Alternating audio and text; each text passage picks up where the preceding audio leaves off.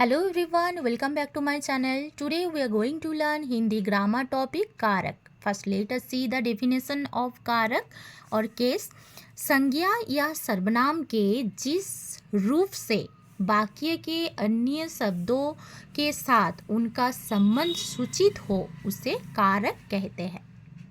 Means the form of noun or pronoun which indicates its relation with other words of the sentence, it's called कारक और case. जैसे मोहन ने रोहन को जन्मदिन में उपहार दी. तो इस वाक्य में क्रिया कौन सा है? दी और देना एक क्रिया है. तो ने को में these words are helping in performing the verb.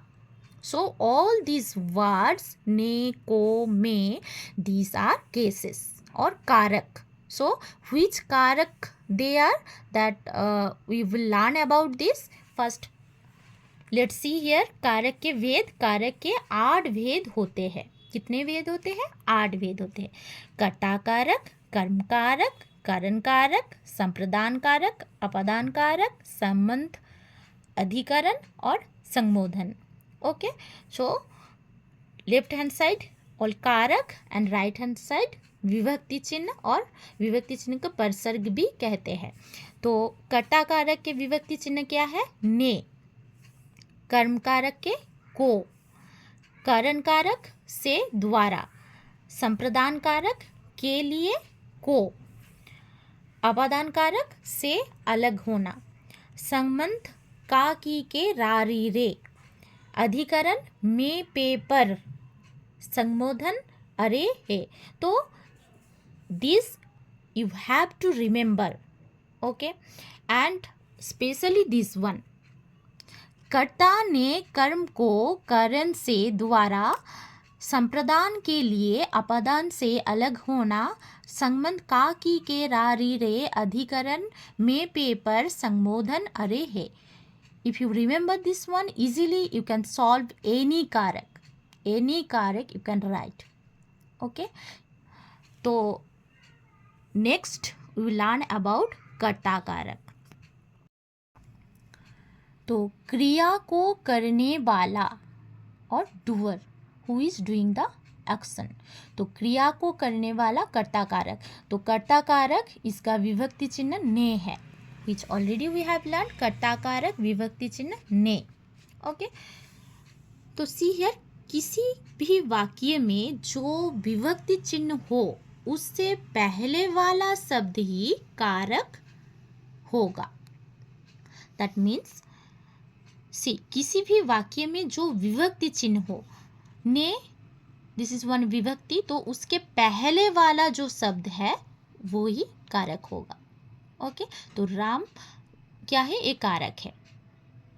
Okay, तो simply in any sentence when you see the ने विभक्ति चिन्ह, दैट मीन्स दैट इज कर्ता कारक. जैसे राम ने खाना खाया. ने विभक्ति चिन्ह मीन्स उसके पहले वाला जो शब्द है वो क्या है? कारक, कर्ता कारक होगा. मीना ने खाना बनाया. ने विभक्ति चिन्ह मीन्स मीना कर्ता कारक. उसने पत्र लिखा.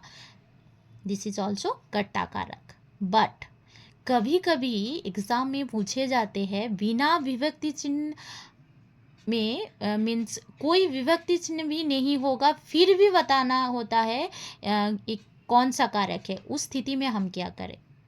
सो let's understand with some example. Ram समाचार पत्र पढ़ते हैं. Ram reads newspaper.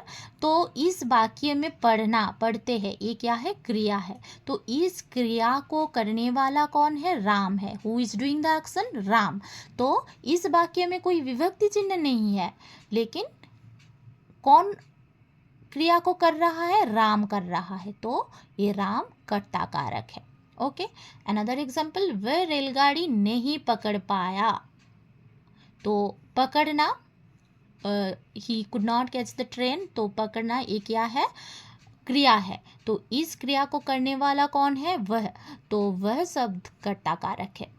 ओके, तो one must keep in mind that the one doing the action is the subject. Then the subject can comes the beginning of the sentence and the middle of the sentence. So इस वाक्य में, कोई वाक्य में कर्ता और जो subject है वाक्य की शुरू में भी आ सकते हैं और बीच में भी आ सकते हैं.